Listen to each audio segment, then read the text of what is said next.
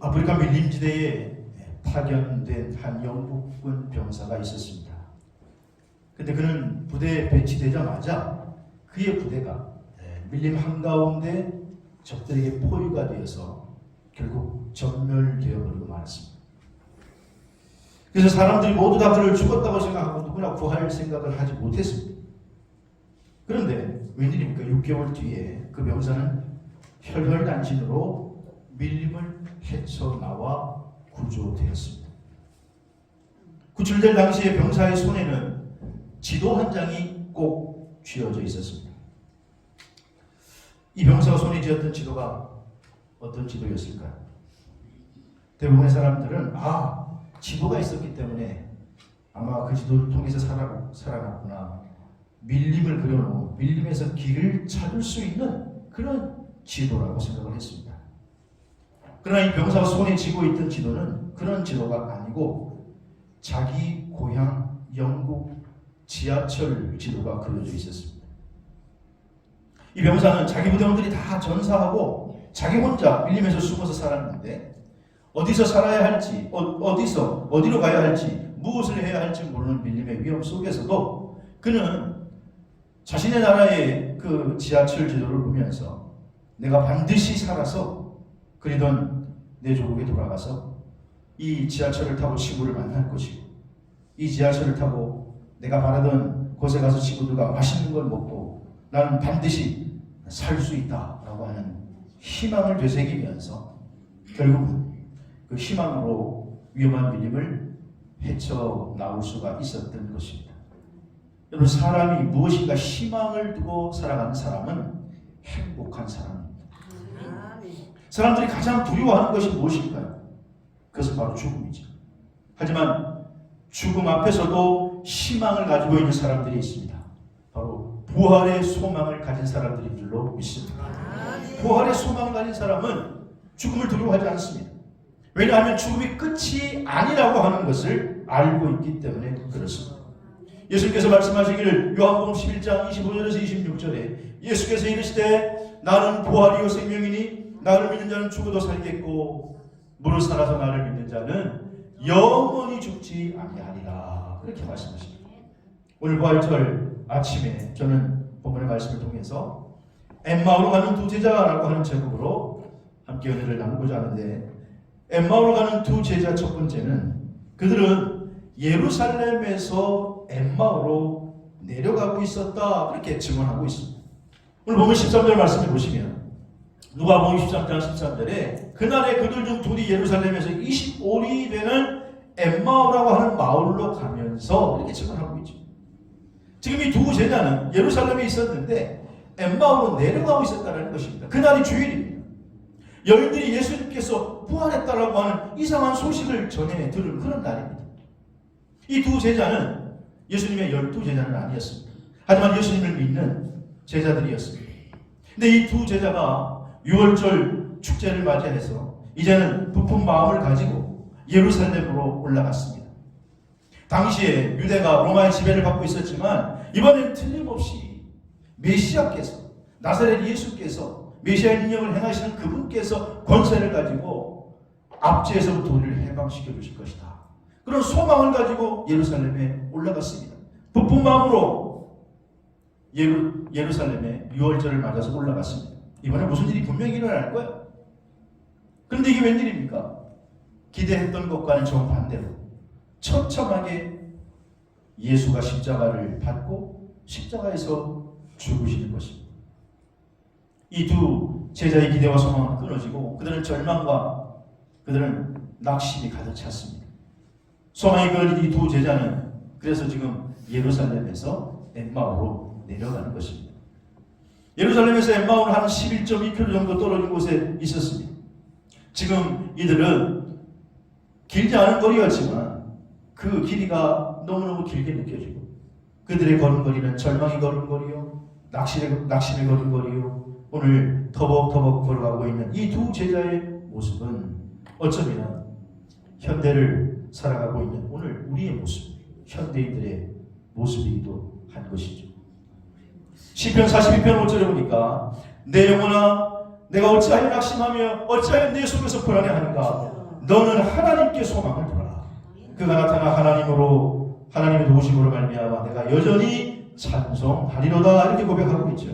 오늘 주님 없는 인생, 하나님 없는 인생을 살아가는 분들은 낙심의 발걸음일 수밖에 없습니다. 그래서 오늘 엠마오로 가는 두 제자도 잔뜩 기대하고 왔다가 그들이 지금 소망과 기대가 한 번에 무너지고 낙심의 모습으로, 절망의 모습으로 엠마오로 내려가고 있는 것을 볼 수가 있습니다. 19세기 덴마크 실존주의 철학자인 키에르케고르라고 하는 사람이 1849년에 죽음에 이르는 병이라고 하는 책을 발간했습니다. 그런데 이 책에서 죽음에 이르는 병이 뭐냐? 그것을 절망이라고 지적을 합니다. 그러면서 키에르케고르는 반면에 절망을 통해서 하나님과의 관계를 더 풍성하게 열매 맺을 수 있다면 그 자체는 또 축복이다, 이렇게 역설적인 주장도 했습니다.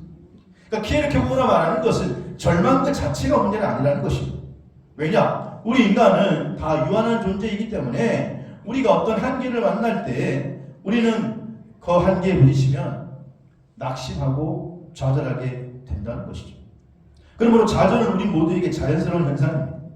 근데 문제는 절망에서부터 벗어나지 않는 것, 즉 절망에 빠져서 계속 있으려고 하는 그 의지가 죄라는 것입니다. 그러니까 키에르케고르가 말하는 죄는 바로 그것입니다. 따라서 그는 죽음에 이르는 병은 절망에 대한 의지다. 이것이 인간을 죽음에 이르게 하는 병이다. 그렇게 말하고 있는 것이죠. 여러분, 오늘 우리는 절망과 낙심의 상황 속에서도 우리는 소망의 하나님을 바라보아야 될 줄로 믿습니다. 우리가 만약 낙심과 소망의 상황 속에서도 주님을 만날 수 있다면, 부활의 주님을 발견할 수 있다면 우리의 삶이 소망으로 바뀌게 될 줄로 믿습니다. 그런데 오늘 엠마오로 가는 두 제자의 첫 번째 모습은 그들은 낙심하고 절망하고 좌절하는 모습이었다는 것입니다. 한마디로 예수 없는 삶의 모습이었다는 것입니다. 오늘 부활절 아침에 부활하신 예수 그리스도께서 여러분의 삶의 주인이 되셔서 여러분의 일생을 동행하게 되기를 주의 이름으로 축복합니다.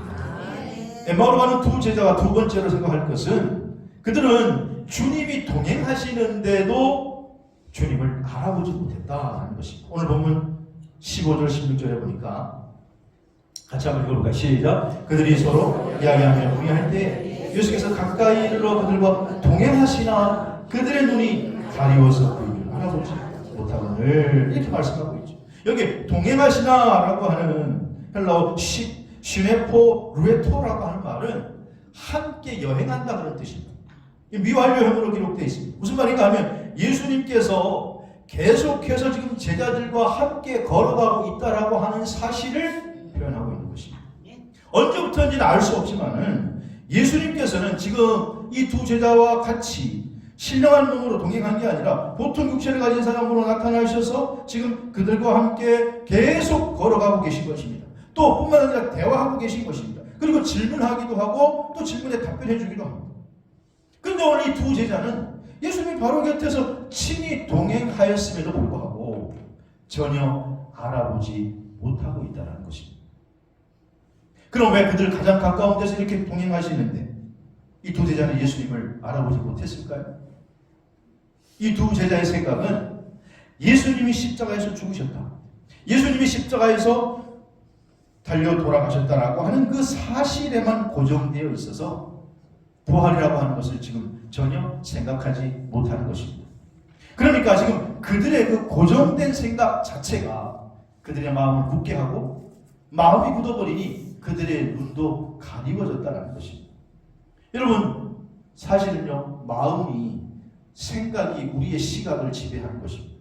그래서 오늘 본문 16절에 보면 눈이 이 두 제자가 가리워졌고 그렇게 얘기합니다.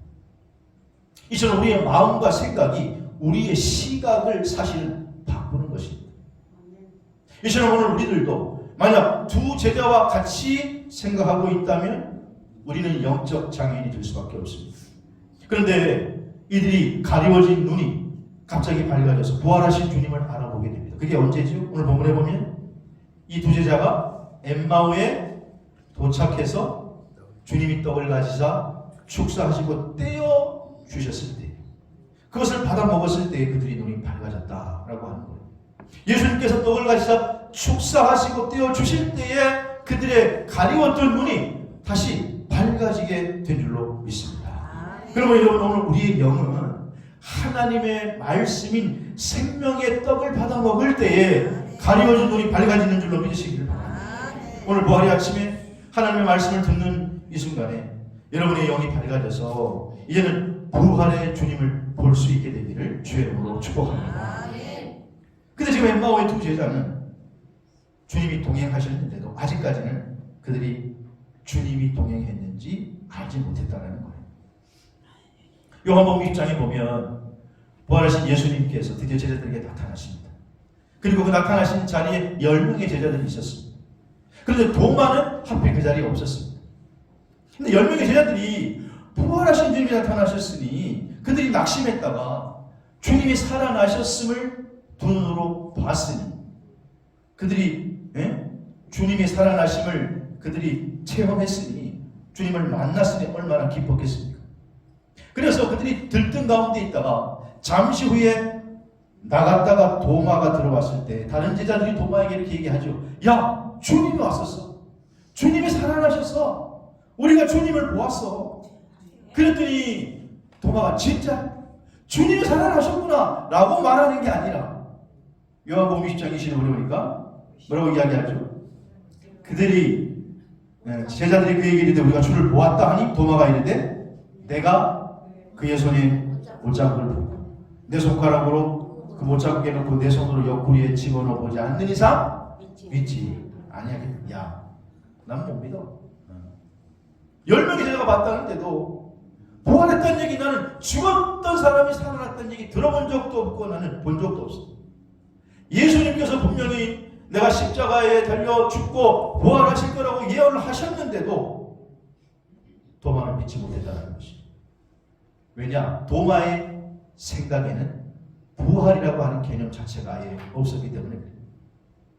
죽음 후에 부활하신 예수님께서 이번에는 도마를 비롯한 제자들이 11명의 제자들이 모여있을 때 다시 나타나셨습니다. 그때 주님께서 도마에게 이렇게 말씀하십니다. 요한복음 20장 27절입니다. 도마에게 이르시되 도마야 내 손가락을 이리 내밀어 내 손을 보고 내 손을 내밀어 내 옆구리에 너 봐라. 못 믿겠냐? 응? 한번 해봐라. 그리하여 뭐라 그래요? 믿음 없는 자가 되지 말고 믿는 자가 되라. 예수님께서는 도마에게 믿을 수 있는 기회를 다시 제공해 주십니다. 그때야 비로소 도마가 뭐라고 고백합니까? 나의 주님이시오 나의 하나님이십니다. 그렇게 고백해요. 여러분, 예수님은 지금도 우리와 함께 하시는 줄로 믿으시기를 바랍니다. 예수님은 지금도 여러분과 함께 하실 뿐만 아니라 평생토록 동행하실 줄로 믿으시기를 바랍니다. 그런데 우리는 도마와 같이 종종 그것을 믿지 못할 때가 있다는 거예요. 어쩌면 우리의 신앙의 연도가 점점 길어지면서 더 믿지 못하고 더 보지 못하는 경우가 많이 있다는 거예요. 왜냐하면 내 생각, 내 지식이 나를 지배하기 때문에, 내 생각과 내 지식이 나를 지배하게 되면 우리는 우리의 눈이 가리워집니다. 보지 못하게 됩니다. 영적인 어둠에 휩싸이게 된다는 것입니다. 이 영적 어둠을 몰아내시기를 주의 이름으로 축원합니다. 그래서 예수님께서 도마에게 이렇게 말씀하시죠. 29절 말씀입니다. 요한복음 20장 29절에 보니까 너는 나를 본 거로 믿느냐? 보지 않고 믿는 자들이 어떻게 해요? 복되도다. 여러분, 우리의 믿음이 나와 함께 하시고 세상 끝날까지 동행하시는 내 안에 계신 주님, 나를 끝까지 붙들고 있는 주님을 볼 수 있기를 주의 이름으로 축원합니다. 초겨울이 되면 철새인 기러기들이 이렇게 날아가는데, 여러분, 기러기들이 날아갈 때 어떻게 날아갑니까? 항상 재미있는 것은 기러기들은 V자 대형을 그리고 무리를 지어 날아가는 것을 보게 됩니다. 우리는 이 기러기들이 날아가는 비행 형태를 통해서 흥미로운 사실을 발견하게 돼요. 그러니까 이 V자 대형은 앞서가는 새가 날개를 펄럭거릴 때마다 뒤돌아오는 새에게 뒤에 있는 새가 그 상승 기류를 만들어줘 가지고 혼자 날 때보다 72%나 더 먼 거리까지 같이 날아갈 수 있다는 것입니다. 그래서 기러기는 항상 그렇게 V자를 그리고 날아가는데 통상 제일 앞에 있는 기러기가 뭐예요? 리더예요, 리더. 그래가지고 이 리더가 날개를 펄럭이면 뒤에 있는 기러기가 쉽게 날아가고, 그리고 또 앞에 있는 기러기가 체력이 다하면 뒤로 가죠. 그러면 또 뒤에 있는 다음 기러기가 앞에 나와서 리더 자리를 맡아서 계속해서 이 대열을 이끌어 간다고 하죠. 여러분, 이 기러기의 비행 원리가 우리에게 영적 원리를 깨닫게 해주는 거예요. 오늘 우리가 이 세상을 살아갈 때에 우리는 이 광야 같은 인생, 거센 나그네 길을 걸어갈 때에 나그네 길에 여러분 편안한 사람은 아무도 없습니다. 아무런 문제가 없이 보여도 다 크고 작은 문제들을 우리는 안고 살아가는 존재들입니다. 그런데 이런 나그네 길에 거센 바람을 막아주시고 주님의 나라에 이르기까지 나와 끝까지 함께하는 분이 계신데 그분이 부활의 주님인 줄로 믿습니다. 근데 리더기더기는 앞에 날아가다가 지치면 뒤로 가고 또 지치면 뒤로 가고 자꾸 뒤로 갈 수밖에 없지만, 여러분, 우리의 삶에 영원한 리더이신 예수님은 지치는 법이 없고 언제나 우리의 방패가 되어주시고 언제나 우리의 인도자 되어주셔서 우리가 주님 나라 갈 때까지 우리를 이끌어 주시는 줄로 믿습니다. 오늘 엠마오로 가는 두 제자는요, 주님이 동행하셨는데도 알지 못했어요. 그런데 주님이 떡을 떼어 주시니까 비로소 그 떡을 먹었을 때에 눈이 열려 주님을 알아보게 되는 것입니다. 오늘 부활의 아침, 주님 전에 달려오신 사랑하는 늘만한 성도 여러분, 금년 부활절에 다 여러분의 주의 영이 밝아지게 되기를 주의 이름으로 축복합니다. 세 번째로 오늘 엠마오로 가는 두 제자는요, 오늘 33절에 보니까 그들이 이제는 일어나 예루살렘으로 올라갔다. 처음에 그들은 예루살렘에서 엠마오로 내려왔는데 이제는 33절에 곧 그때로 일어나 예루살렘으로 돌아가 보니 예루살렘으로 돌아갔다. 이 말은 예루살렘으로 올라갔다. 성경은 이렇게 증언하고 있다는 것입니다. 여러분, 지금 두 제자는 처음에는 낙심해서 소망이 끊겨서 실망해서 그래서 터덜터덜 지금 엠마오로 내려가는데, 그런데 갑자기 어떤 사람과 중간에서 만나서 이야기하다가 함께 교제하다가 그 교제가 너무너무 좋아서 좀 우리 식당에 들어가서 함께 식사나 하면서 얘기합시다. 그리고 식당에 들어가서 이야기하는데 바로 그분이 자신들과 동행했던 부활의 주님이라는 것입니다. 자기 눈이 열려지자 그분이 살아나신 예수 그리스도라고 하는 것을 알게 되었습니다. 그랬을 때 이 두 제자의 지금 마음이 어땠을까요? 이야, 주님이 살아나셨구나. 진짜로 주님이 말씀하신 대로 살아나셨구나. 부활하셨구나. 그리고 이 두 제자의 마음속에 갑자기 힘이 불끈 솟아오르기 시작했을 것입니다. 그리고 부활하신 주님을 만난 두 제자는 이제 정말 주님이 살아나셨기 때문에, 그 주님을 만났기 때문에 더 이상 엠마오에 머물 이유가 없는 것입니다. 그래서 이 소식을 지금 실망하고 있는 제자들에게, 아니 자기 친구들에게 빨리 가서 전해야지, 빨리 가서 말해줘야지. 그리고 이미 해는 뒤엄뒤엄 넘어갔는데 그럼에도 그들은 즉시 일어나서 예루살렘으로 다시 올라갔다는 것입니다. 그리고 제자들이 있는 곳에 가서 그들이 외칩니다. 우리 주님 부활하셨다. 우리 주님 다시 사셨다. 우리 주님께서 나와 동행하셨다. 우리 주님이 나를 만나주셨다. 제자들에게 제일 먼저 예수님의 부활의 소식을 전하게 되죠. 사랑하는 성도 여러분, 예수님이 부활하셨습니다. 예수님이 부활하셨습니다. 이 소식이 여러분에게 가장 힘이 되는 소식이 되기를 주의 이름으로 축복합니다.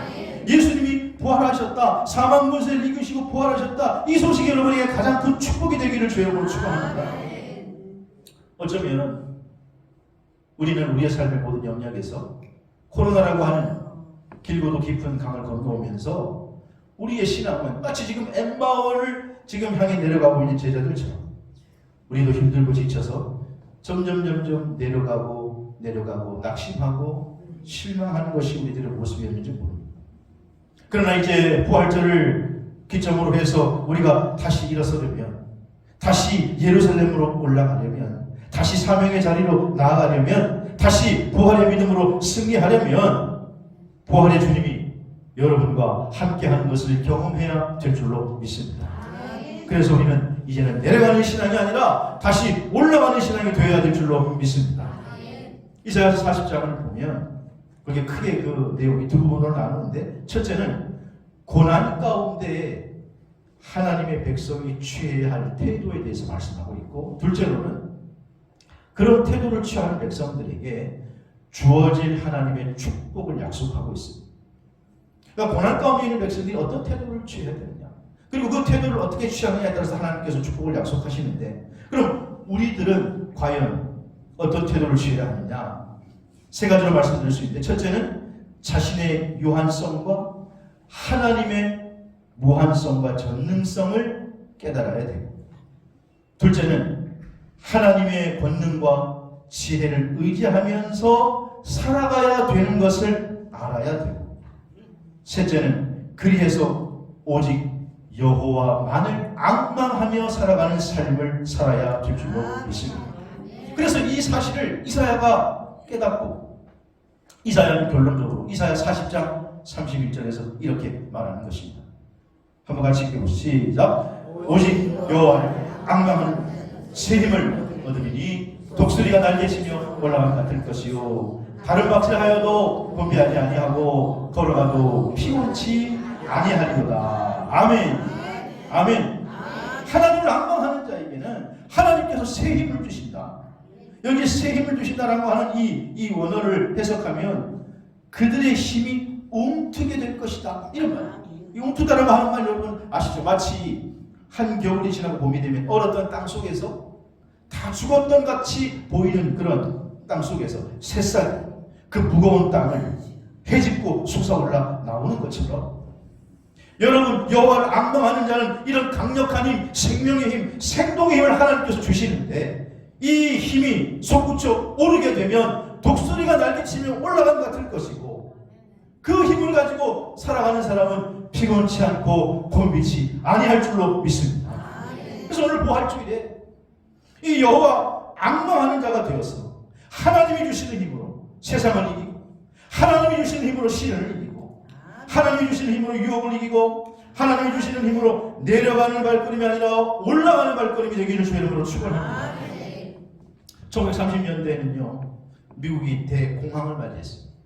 극심한 불황이 미국을 몰아쳤습니다. 이때 클레오니스라고 하는 목사님이 한 흑인이 사는 지역을 방문해서, 공장이 밀집된 지역을 방문해서 그 교회에서 예배를 드리게 됐는데 설교를 초대를 받았기 때문입니다. 그런데 그 지역에 가봤더니 그 지역의 교회는 대부분 흑인 신자들이었고, 또 대부분 극빈자들이었고, 60% 이상이 다 실직을 당한 상태였다고 합니다. 더군다나 대공황의 바람이 불어친 상태에서 극빈자들이니 그들은 자기가 가지고 있던 직장에서 다 해고가 됐고, 또 생활도 너무 어렵게 되는 것이죠. 근데 그런 가운데 예배를 드리고 있는데, 그런데 이 목사님께서 참 마음속으로 한편으로 걱정이 되면서도 예배를 드리고 있는데, 그런데 오히려 그 교회에 모인 성도들의 찬양은 힘과 기쁨이 넘칩니다. 절망의 그림자라고는 찾아볼 수 없습니다. 그래서 이 클레오니스라는 목사님이 이해할 수가 없어서 클레오니스 목사님이 설교를 하다가 도중에 그들에게 묻습니다. 근데 잠깐 궁금한 게 있는데, 지금은 대공황이고 아직도 살아날 기미가 보이지 않고 실업자도 증가하고 있고, 여러분은 이미 대부분 다 직업을 잃어버렸지 않습니까? 예, 맞습니다. 그런데 도대체 뭐가 그렇게 즐거워서 그렇게 즐겁게 기쁘게 찬양을 드리면서 예배를 드립니까? 그랬더니 한 교인 자리에서 벌떡 일어나 밝은 표정으로 이렇게 대답하더랍니다. 우리는 지금 주님을 찬양하고 있습니다. 예수 그리스도가 우리 곁에 계시다는 사실이 우리에게는 최고의 희망입니다. 그래서 우리는 즐거울 수 있습니다. 낙심 가운데도 예수 그리스도가 함께 계시니 그것이 우리에게 최고의 희망입니다. 사랑하는 성도 여러분, 오늘 우리가 살아가는 세상은요, 우리가 살아가는 환경은요 늘 바뀝니다. 하지만 안 바뀌는 것이 있는데, 사망 권세를 이기시고 부활하신 예수 그리스도가 항상 나와 함께한다는 사실. 이 사실을 깨닫고 힘을 얻게 되기를 주의 이름으로 축원합니다. 러시아의 대문호 톨스토이라고 하는 사람은 아시죠? 그 톨스토이가 하나님의 사랑을 설명하면서 그의 책에 한번 이런 글을 썼습니다. 동화 같은 얘기인데, 한 번은 물고기들이 사람이 대화하는 것을 이렇게 엿들었답니다. 근데 그 사람들이 이야기하기를 물고기에게 가장 중요한 것은 물인데 물고기는 물이 없으면 곧 죽는다, 그렇게 말하더랍니다. 그래서 이걸 엿들은 물고기들이 야, 도대체 그토록 중요하다라고 하는 물이 뭔가? 그래가지고 이 물고기들이, 젊은 물고기들이 좀 늙고 경험이 많은 물고기를 찾아가서 질문했습니다. 제가 사람들 이야기를 몰래 엿듣다 보니까 그 사람들이 우리 물고기들에게 제일 중요한 게 물이랍니다. 근데 어르신 도대체 물이 대가리를 뭡니까? 그러니까 이 경험이 많은 물고기가 대답하기를 물은 생명이지. 그 물이 우리 온몸을 적셔야 사는 것이고 우리는 사실 지금 물속에 있는 거야. 물속에 살기 때문에 우리는 그걸 느끼지 못하고 생각조차 하지 않고 살고 있을 뿐이야. 우리는 물속에 있는 거야. 그렇게 말하더랍니다. 여러분, 이 이야기는 사실 우리들의 이야기를 말하고 있는 것입니다. 나그네 같은 인생을 살아가는 우리는 주님이 늘 나와 함께 하시고 주님이 내 안에 계시고 주님이 나와 동행하시고 주님이 내 곁에 계신데 우리는 이걸 느끼지 못하는 거예요. 그 안에 살면서도 느끼지 못하고 우리와 지금 같이 손을 맞잡고 있는데도 모르는 게 우리의 모습이라고 말이에요. 오늘 엠마오로 내려가는 두 제자, 그들은 부활하신 주님과 함께 있었는데 그걸 느끼지 못했어요. 그걸 깨닫지 못했어요. 그런데 그들이 주님을 느끼는 순간, 주님이 바로 옆에 계셨구나라고 하는 것을 깨닫는 순간 그들의 삶은 180도로 바뀌게 된 줄로 믿습니다. 그들은 이제 내려가는 발걸음이 아니라 올라가는 발걸음이고 그들은 절망과 실망과 낙심과 좌절이 아니라 기쁨과 소망과 환희와 생명과 평안이 된 줄로 믿습니다. 오늘 2023년 부활주일은 특별합니다. 이제 우리는 어려웠던 코로나의 긴 강을 지나왔습니다. 예루살렘에서 엠마오로 내려가는 거리가 25리쯤 된다고 했는데 아마 우리가 한 2년 반 정도 어려운 길을 걸어오고 갔습니다. 그러나 이제는 주님께서 나와 함께 하시니, 주님께서 동행하시니 이제는 내려가는 신앙이 아니라 올라가는 신앙, 환경이 나를 지배하는 신앙이 아니라 내가 환경을 지배하고 내가 환경을 다스리고 주님이 나와 함께 하시니 내가 부활의 믿음으로 승리하는 삶이 될 줄로 믿습니다. 오늘 그 부활의 은혜가 여러분에게 넘치게 되기를 주의 이름으로 축복합니다.